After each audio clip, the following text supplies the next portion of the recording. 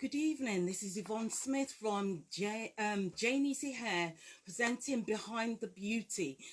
We are back with another session, and tonight we are going to be speaking to a lovely young lady called Sheryl Richards. She is a mother, a wife, an author. She does hair and so many other things. So we're just going to play a little bit of music at this time, and then we are going to get her on. So just listen to this for a few minutes.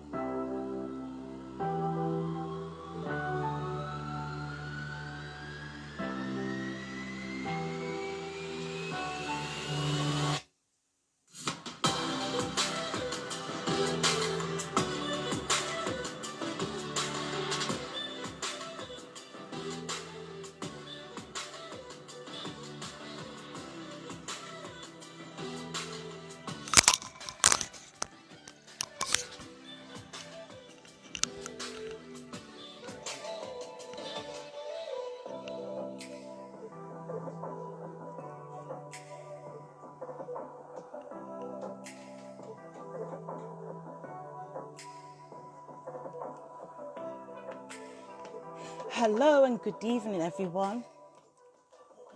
This is Yvonne from Jnissihair with behind another episode of Behind the Beauty. Well, tonight we are going to be welcoming Sheryl Richards. She's a mother, a wife. She's a brilliant musician. She does hair. She's an author. All of these things. Wow, she does so many things. So we're going to be looking at a little bit about what we're doing in Black History Month as well. So I hope that you are doing lots of exciting things about Black History Month. There's been so many really brilliant programs that's been on the TV, just looking back on the life and history of so many like black comedians, black artists, but musicians, and so get watching some of these programs as well. But also start looking at things like programs about hair, or go to YouTube and see what's going on the or on the in the media, on Instagram and so forth. So I'm just going to just pause just for a few moments, and I'm going to welcome Sheryl onto the line. Here she is.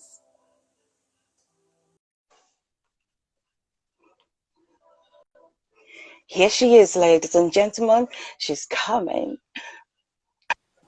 Hi, Sheryl. Hello. How are you? I'm fine, thank you. How are you? I'm good. It's so lovely to have you on one of our episodes of Behind the Beauty. I've been sort of looking at some of your stuff that you've been up to. I didn't even realize that you was one of the Birmingham ladies. I Um, am. I honestly, because I normally see you play at Gloucester Street sometimes Yeah. when they have their programs and stuff like that on, concerts and things like that. I never sort of connected that you were from Birmingham. So which church Yes. did you go to? Well, I'm born and raised in Aberdeen Street. Wow! Oh my Yeah. Lord! Wow! That was Wow! my Wow! home church. Oh my Lord! Yeah, and I used to go to Regent Street. But they, oh my gosh, and now Oh, they've merged. yeah. Oh my goodness, that's such a small world, such a Yeah. small world. You have been so busy, young lady, so busy. Oh my goodness. Yeah, just looking at some of the stuff that you're doing, it's just amazing. Oh, thank Oh, you. and that you are a fantastic musician. Oh my Lord. Oh, I should ask you to just pull out your saxophone and just give us a tune. well, I brought it here just in case. Fabulous. Oh man. There is right next to me. Just in Brilliant, case. brilliant, brilliant. Yeah. Okay, so let's talk a little bit about some of the things that you've been up to. We've had lockdown, it's now Black History Month. So what have you been doing? Yeah, oh my gosh, I have been keeping busy. I always say Mm-hmm. lockdown was like it was just kind of a realignment time. I think it was just Yeah. giving us identity, recognizing what we need to do, and just Mm-hmm. giving us focus, me and the family. Mm-hmm. Yeah, we've been busy. Well, lockdown, majority of my time was spent in home learning, homeschooling. Yes. Oh, so Yeah. what ages are your little ones? So I have a 7-year-old and a 9-year-old. So you can imagine the Wow. age difference. So Mm-hmm. my 7-year-old, his level, Mm-hmm. in fact, they both needed hands-on Yeah. assistance. So I found that I was standing up a lot. I Yeah. barely sat down. I was a Uh-huh. dinner lady. I Oh. was the lunchtime supervisor. I was the nurse, cook, Oh. the cleaner. I did everything. Yeah, Oh. I was stretched from pillar to post. I've got more grey hairs from it. Oh. Yeah, but once we got into our stride, to be honest, I was Mm-hmm. very strategic. Everything was done at Yeah. a certain time with a timetable. I was Mm-hmm. a fitness instructor. We woke up in the morning and made sure Oh, we did our, wow. yeah, made sure we did our Exercise. singing every single day. We had Mm-hmm. our daily walks as well. And, it Brilliant. was Brilliant. exhausting, but we also tried to make sure we incorporated some fun time. So we did lots Yeah. of arts and crafts, Mm-hmm. did a few videos with the children, which was great as well. So Oh, yeah. excellent, excellent. So what have you learnt in this sort of lockdown time? What has come out from that for you? Oh, for me, I think more than anything else, is take every day as it comes, Mm-hmm. especially because of lots of things going on, here and Yeah. there. But it's about Mm-hmm. putting life into perspective. We're on this earth for a short period of time, and we're Mm-hmm. going to basically live it and live it to the Yeah. best way, making sure we're sticking to our integrity, Yeah. putting family first and our own selves first as well, and Yeah. just recognizing our own personal values and Mm-hmm. making sure that whatever we do, we're not compromising. Excellent, Yeah. excellent. So you hear that, guys? Don't compromise.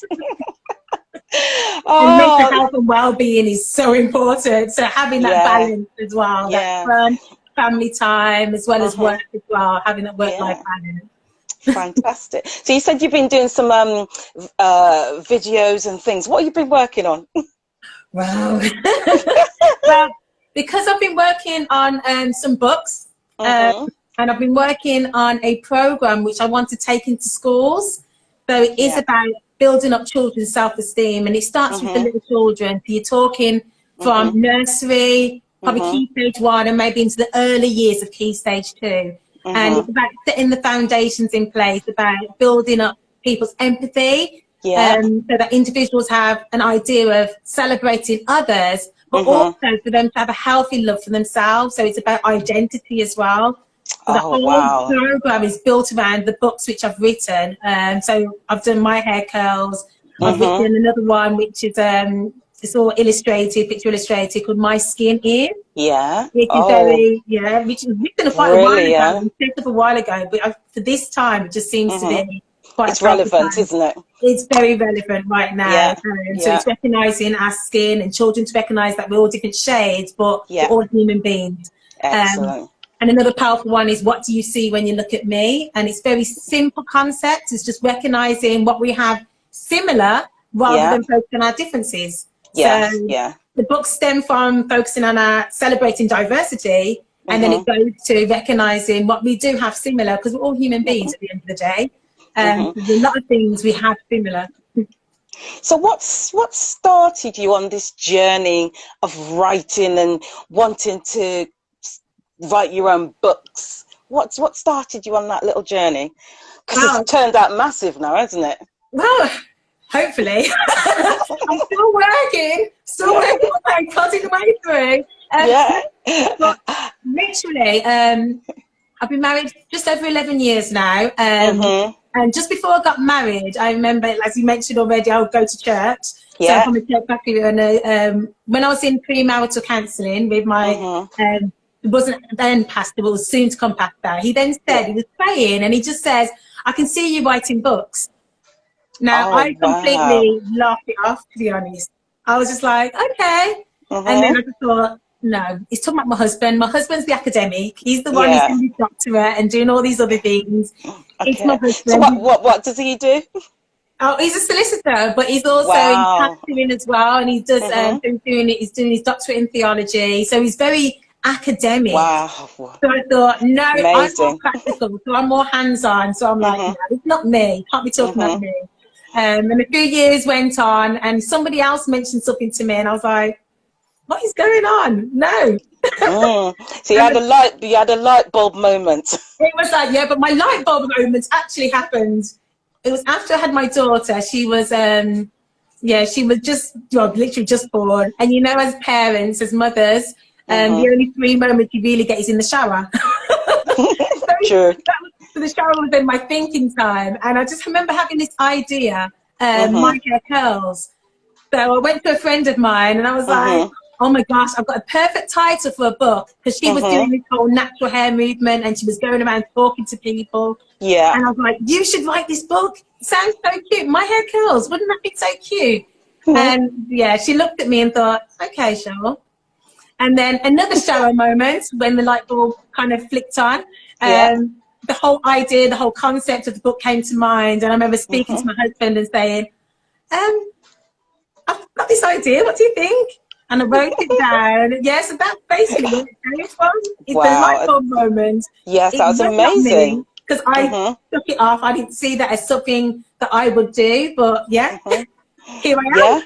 So somebody spoke into your life about what you were going to do. Yeah. That's amazing. So tell us a little bit about the journey of getting your books written and published and so forth. Tell us a little bit about that. Okay, so getting it done, like physically writing it myself, children's book, the ideas came and so I just wrote them. It was that was pretty straightforward.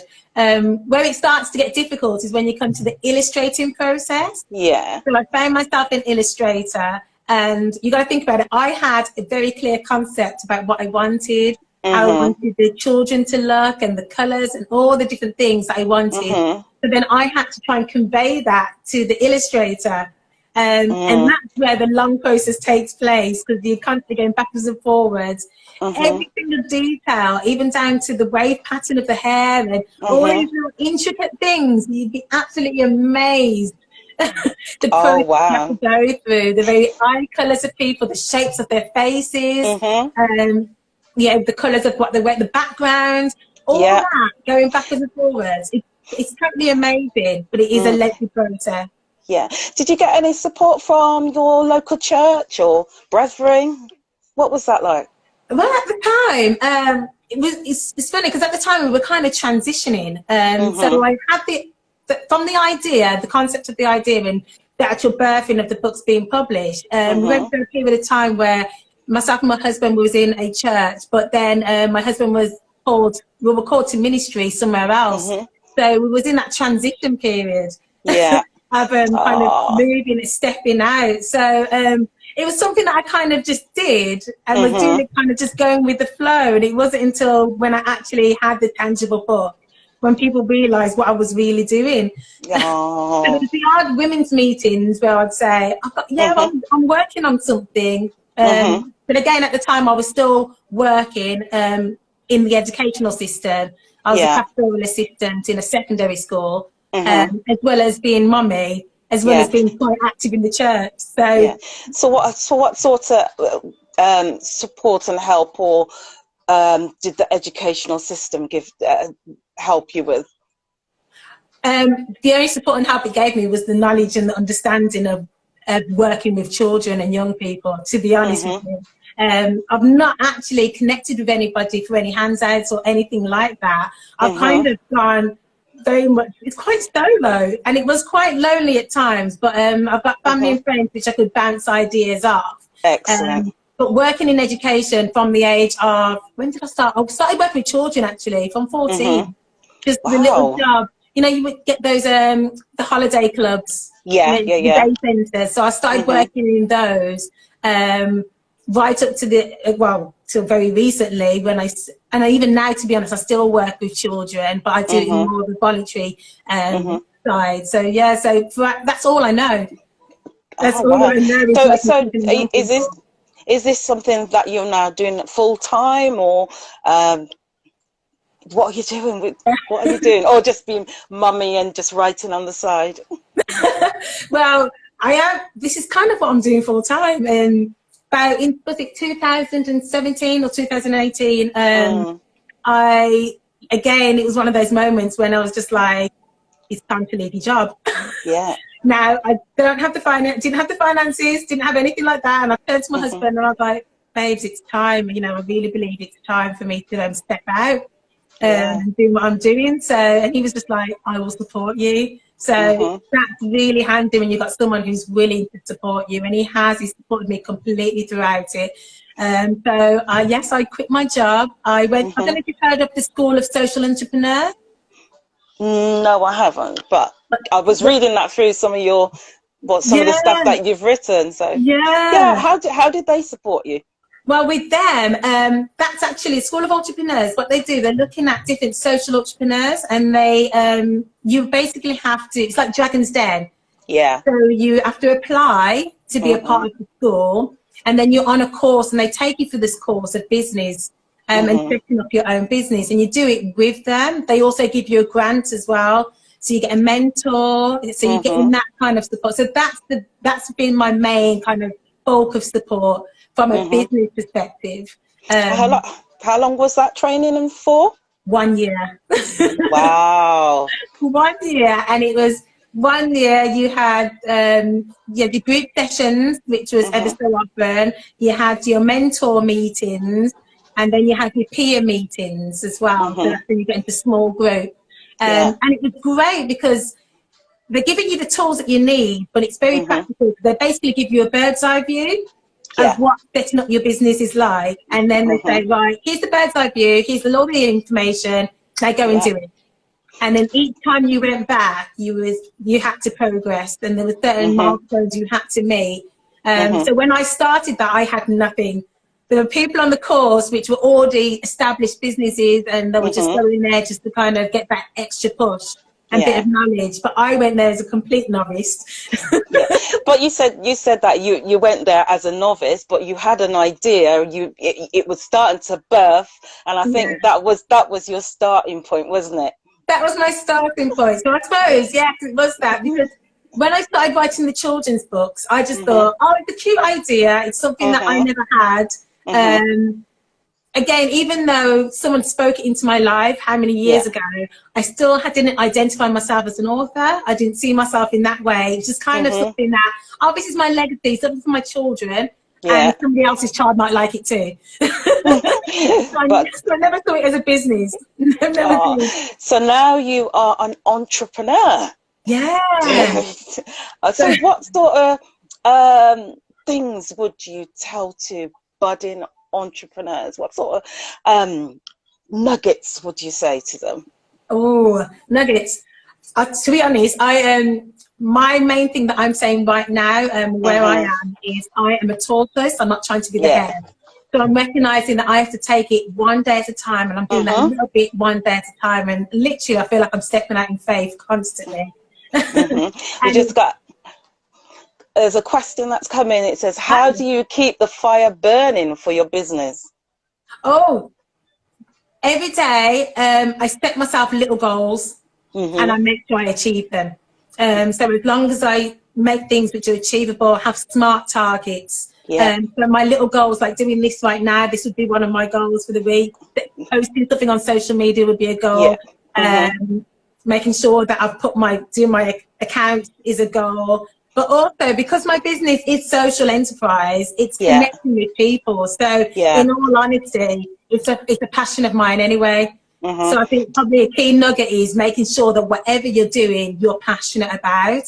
Because if you don't enjoy it and you're not passionate about it, you won't do it. You will not stick to it.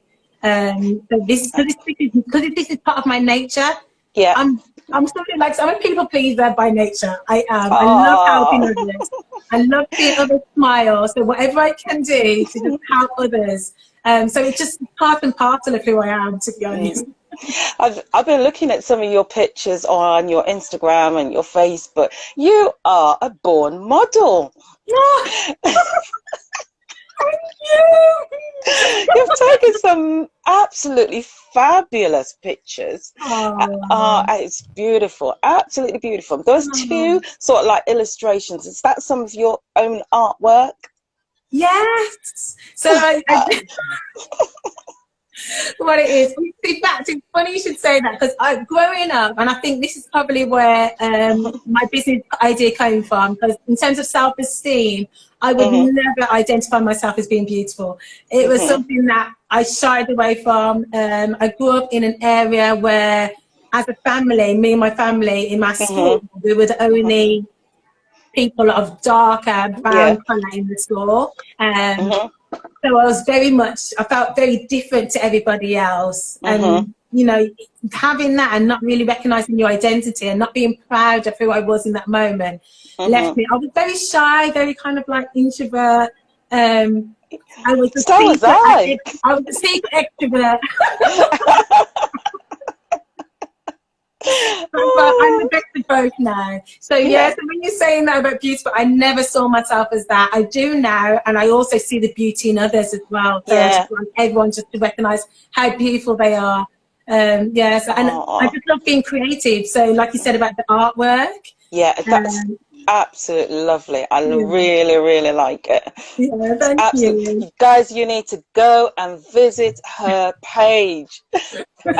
Instagram, Facebook. Oh my goodness, she's got so many wonderful things on there. So there's another passing that's coming through. Making the move, how easy or hard or easy was it? You know something, in terms of leaving my job, it actually felt quite easy. I think because I was itching at the time. So when it was kind of like, I just got this word saying it's time to leave, I was like, yes, Lord, your servant's here. It was more, I think once I spoke to my husband and he says, yes, let's do this. And once I kind of made up my mind that we're going to do this and we're going to be okay, that felt quite easy. In terms of the move in business, and I suppose even down to doing the book, my only personal battle that I had is me. I'm my worst enemy, because you know, as much as we say about I've done this and I've pushed on, but I had to push past my own personal insecurities. You know, I'm not intelligent enough. I can't do Are you quite critical? Yeah, I'm a bit of a perfectionist as well with certain things, and everything that I do, I try to do it to the best of my ability. And if I feel like, oh, actually, I'm not able to do that, I tend to just leave it alone. And because this was something totally outside of my comfort zone, I was like 1 step forward and 2 steps back. It was like, okay, I've got this, I'm ready. And then like, no, I'm not. So when I say I'm a turtle, in terms of taking my time, yes, but there's sometimes as a turtle, I will revert back into my shell. And so pushing myself through and confident, and I suppose in a way that's what keeps you humble. Yes, definitely. Because I am constantly like in the shower, out of the shower, and I have to remind myself, Sheryl, you got this. Come on, you got to keep persevering. So so it is a battle. There's parts of it which is easy, I can do, and there's other parts which I still have to work with every single day. But I push myself to do it. Cool.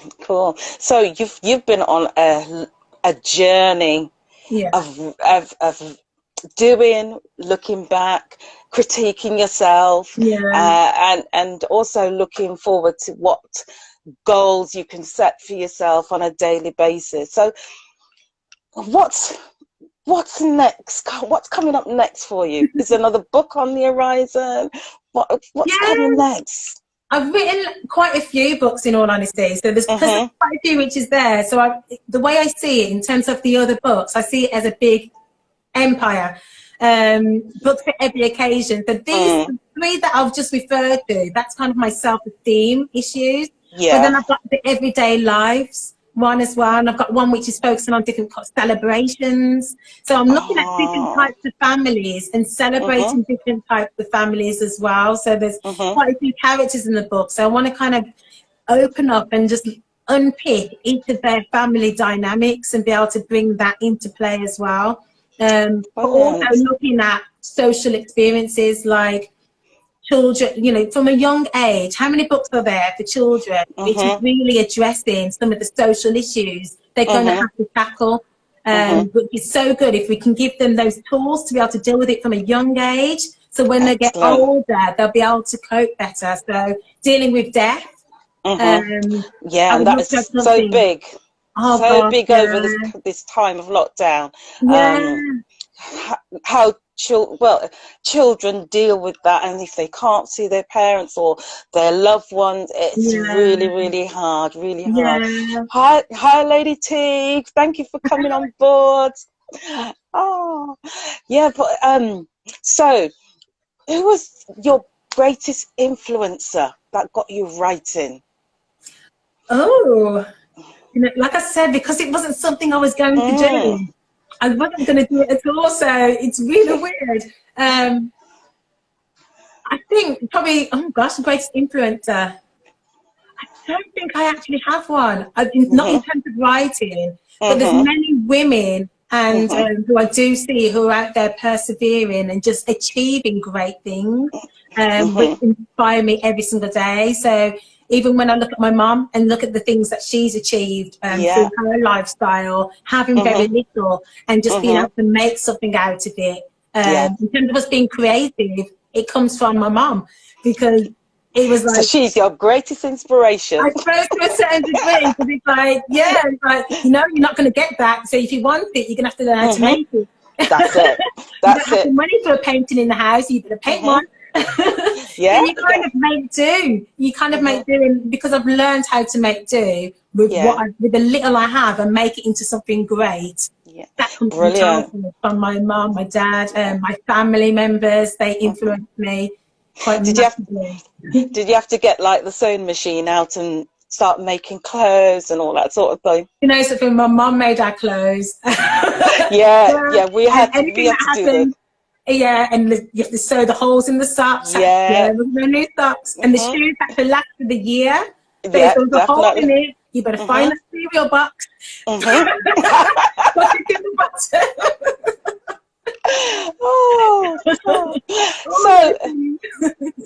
bottom. Great stuff.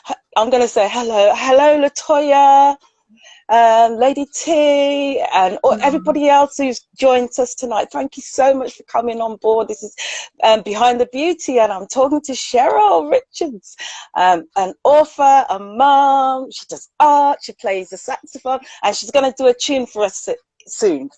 Yes, she will do. So you was talking about a little bit about hair. So you've gone through like your transitional period. So tell us a little bit about that. Well, I worked in a hairdresser's from the age of 14. I did work experience, you know, at that age when I was year 9. And then I continued working there as a Saturday girl. Right up to the age of 21. So I developed the skills in terms of doing hair and working with it. But as you can imagine, working in a hairdresser, it was all about relaxed hair. So, definitely. My hair was relaxed at a very young age, from the age of 9. Because my mum was just like, this hair too tough. And my mum was like, no. So she was just, you know, the term is, I'll just lightening the hair, making it easy to manage. The pressing comb comes out. So it was relaxed from the age of 9. And I just thought that was a natural process. You got to a certain age and that's just what you did. And it wasn't until after I had my daughter and I put my hair in a protective style, I was in extensions, And I thought, and I took it out and I thought, oh, got a bit of length here. I had no intentions of staying natural, because people say, are you going natural? I'm like, nah, I'm just saying giving it a rest for a little while. Just giving it a little rest. Until I don't know if anyone's experienced it who's listening, but the natural hair dream. So you wake up and I had this nightmare, like I had this dream that I relaxed my hair and my hair was wavy and beautiful, and everyone was complimenting me, and I was like, no! Woke up in a cold sweat. Like, oh my God.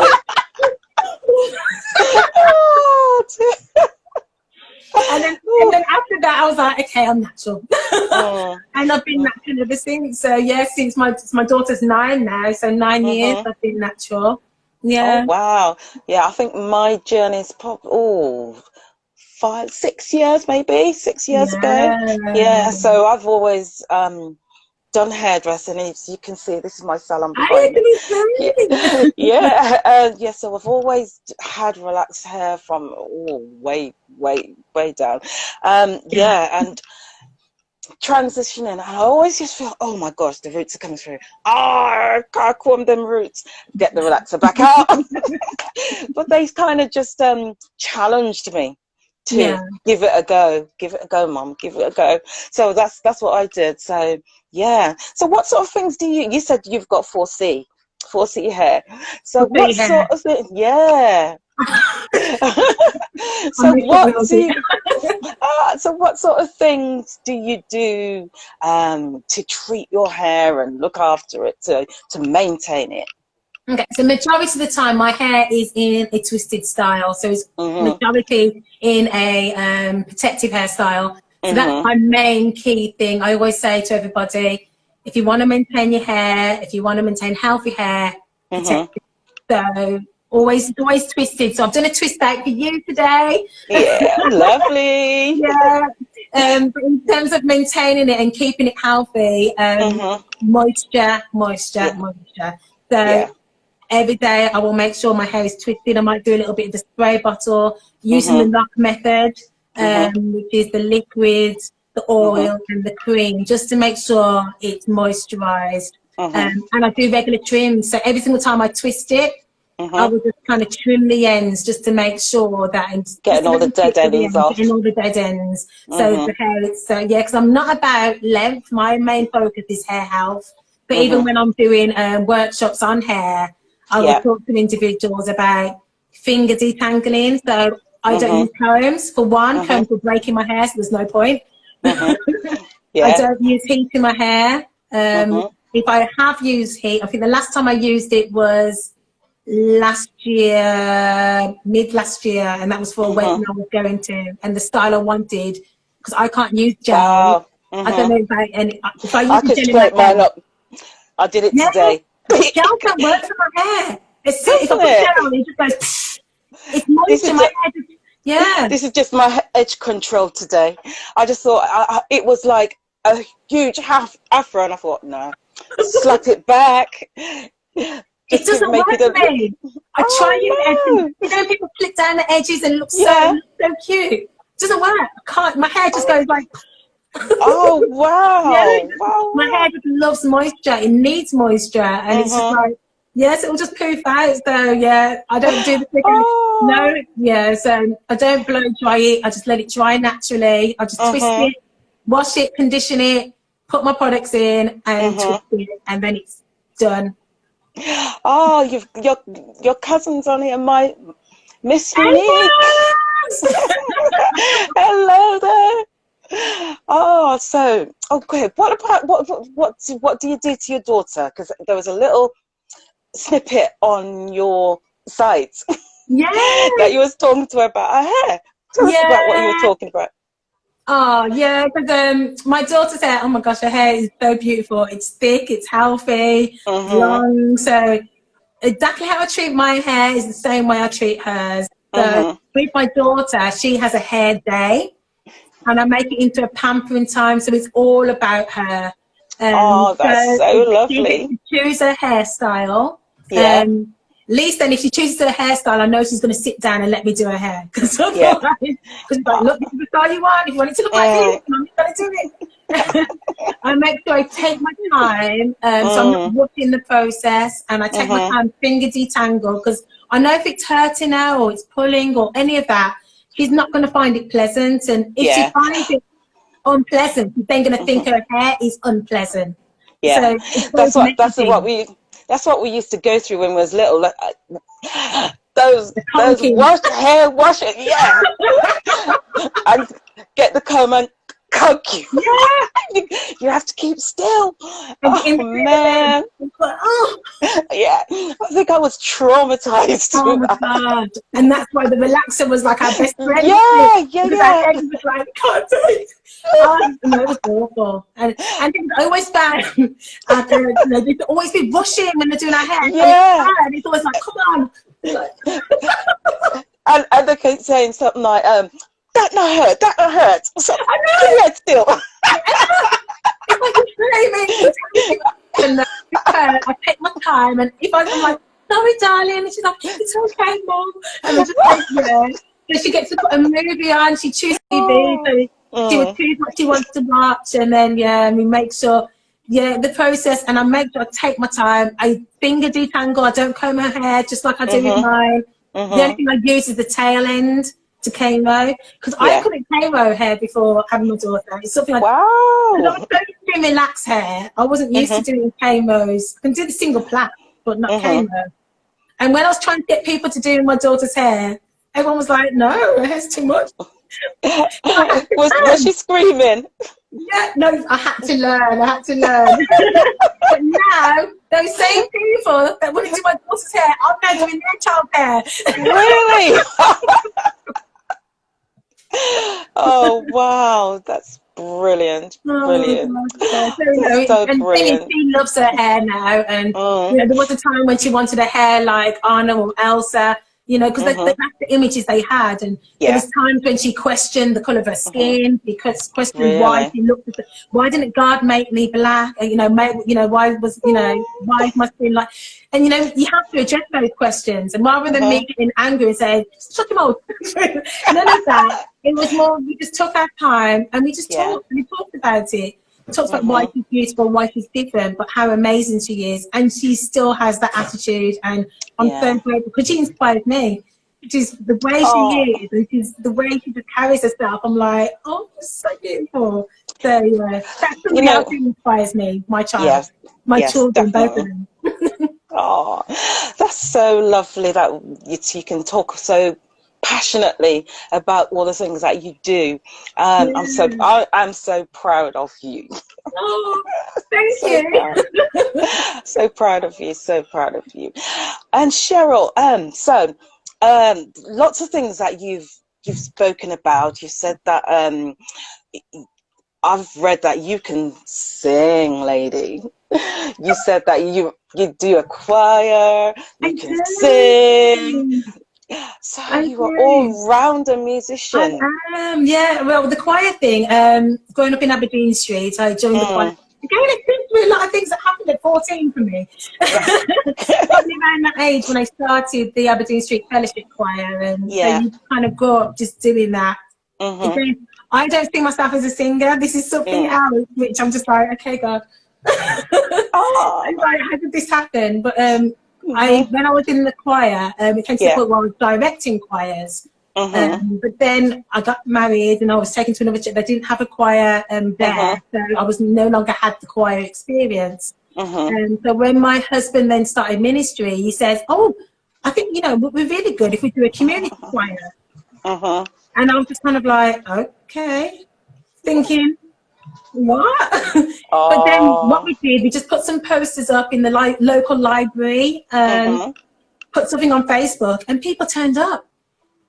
Wow. And from the very first session where we had that choir practice, I was just like, why haven't I done this sooner? It was just like, it felt like home, and I just thought, this is amazing. So since then, we've been doing it for, it's going into second year now. Doing the community choir. So throughout the lockdown, I've been doing the vocals. I started going into the schools, the children's schools, and doing choirs with the children there, and doing vocal training with them as well, which has been fantastic. And now I've just started like one-to-one tuition via Zoom. For doing vocals there as well. So, like I said, I don't see myself as a soloist at all, but because I like helping people, I can help others into their into their So you've kind of broken out into something else. Yeah, and just I think, so who told me? I think it was a quote that somebody made. I think it was Jamie Foxx. It says, every aspect of your life, it just kind of builds you up to being who you are and what your main purpose is. Yeah. And it's amazing that literally every strand and everything that I've ever done, it seems to be all coming to part and parcel to be part of my business, like Wonderfully Made, because that's what my business is called. And it's literally every little thing that God has gifted me or what experience I've had, it's just all become wonderfully made.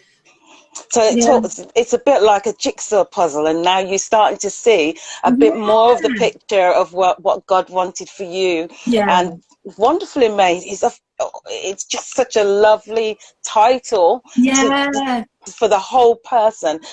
Throughout the lockdown, a lot of people have been talking about the mindset. How do you feel that it's affected particularly Black people in this lockdown period? It's been life-changing, hasn't it? I think that's the best way to say it.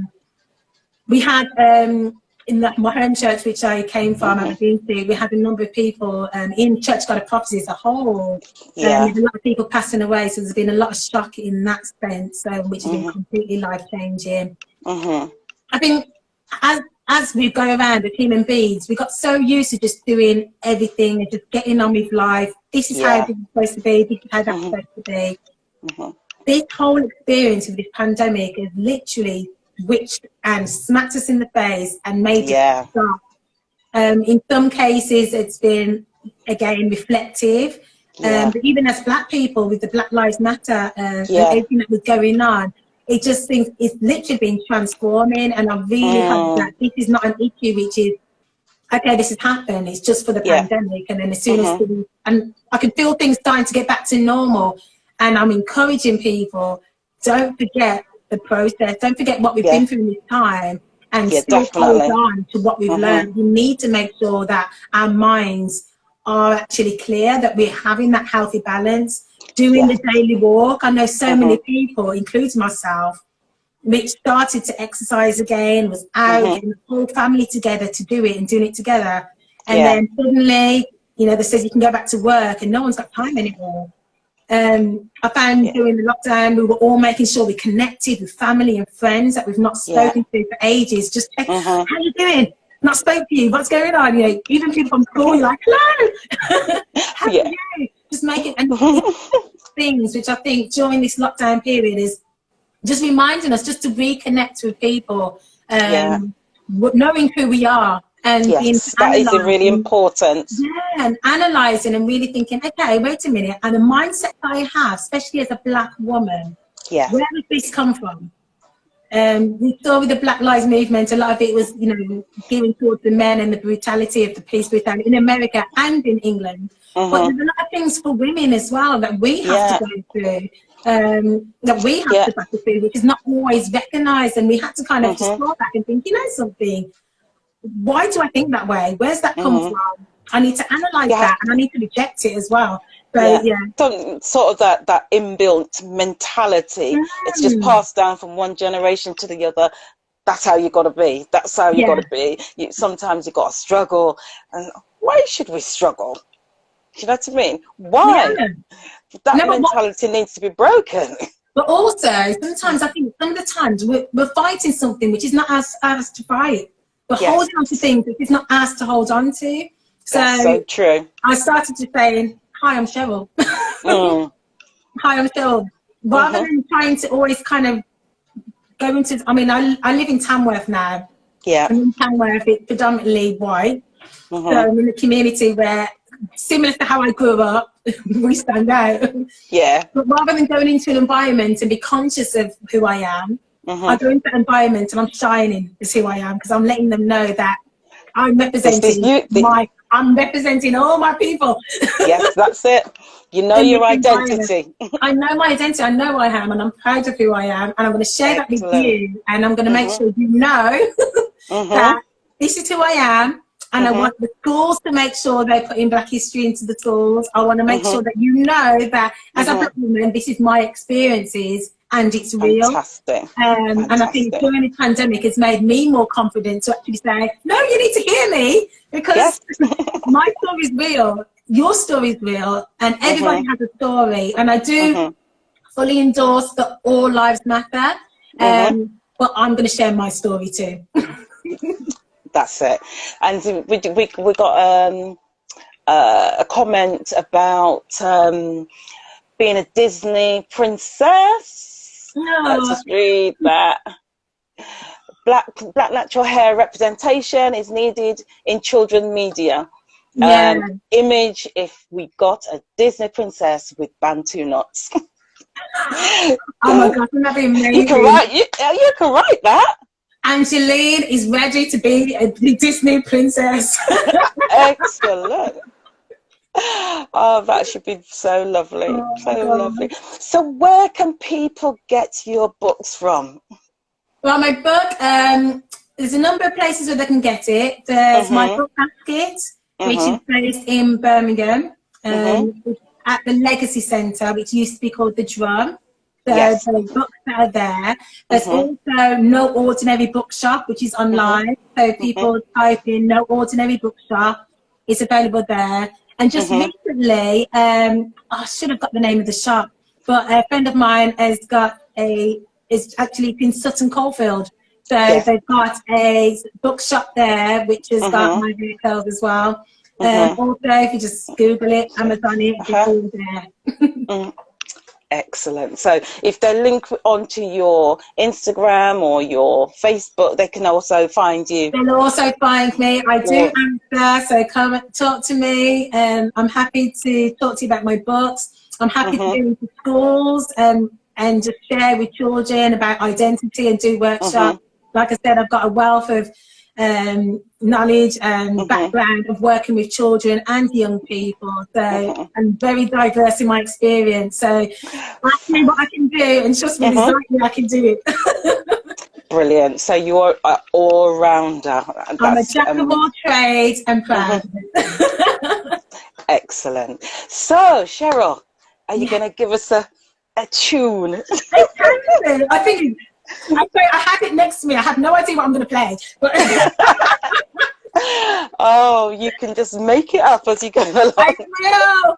And that's the thing, because I've been working with things musically as well. So there's a few people who I've been doing a few projects with musically, doing little things side by side. So I'm part of a group of women called My Sisters.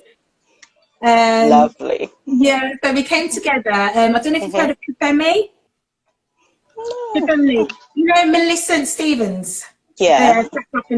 Well, she started a female musicians network called Kufemi. All right. And so twice a year we meet up for workshops with music, and it's women across the board. All types of women playing different types of instruments, whether it's a instrument like a saxophone or bass guitar or whatever like that, or they're vocal. So they do different kind of things and workshops to do with that. So Melissa had a concert 2 years ago, and we got to play. She put a group of us together, saxophonists and a djembe drummer, and we decided to keep it going. Oh, brilliant! Wow. Ooh. So what are you going to play for us tonight? I'll just grab it and start. Let me just move my chair out of the way.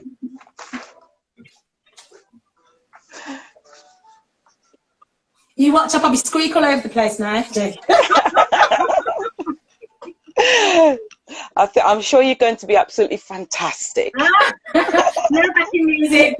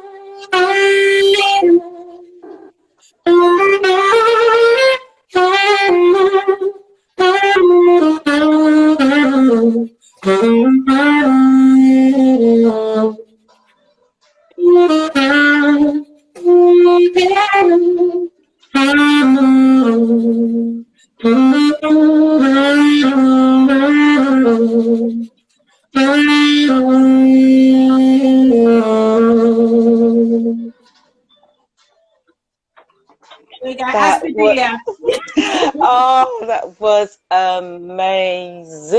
Oh, thank you. Absolutely beautiful. Thank you so much, Sheryl, for coming on to Behind the Beauty and sharing all about your entrepreneurial skills and just blessing us with the music. Nearly dropped my glass then. Just blessing us with that music as well. So thank you so much. And you're representing Black people, black hair. Black people can play music. You know, you probably can make a record with your saxophone. You never know. Well, that's part of that's one of my next projects. There you go. There you go. There you go. Yeah. I you know, just speak that into you. Oh, thank I you. know you can. I know you can do it. God bless you. Thank you so much. And just give us the last words of, you know, just sharing something and just telling something, a little word in people's life. Those that, you know, going through this period and probably don't know what to do. And I'm sure through this period, they need to find something to do. Can you just share just in 1 minute, you know, a little bit about being creative? Okay, so I encourage you to step out and do something creative, because when you start to get your creative juices going, whether it's through art, whether it's through music, whether it's just through dance, whether drama, whatever you're doing, when you take yourself and you make that fun. Creativity is something where you're just having fun. When you start to have that and just develop that joy within you, you'll be surprised how it starts to shift your mindset into a new way. When you start creating things, you realize that you can do something. And when you're creating something amazing, it doesn't just operate in that physical, tangible thing. It's creating something new in your mind. So have fun, create something new, and just see what happens. Yeah. Thank you, Sheryl, this amazing lady, an entrepreneur, hairdresser, musician, writer, and all of these things, all rolled up into one lady. Thank you for coming on to Behind the Beauty. Thank you for having me. It's been a blast. Thank you. And we'll see you all again for another episode of Behind the Beauty next time. Take care, everybody. Bye. Bye.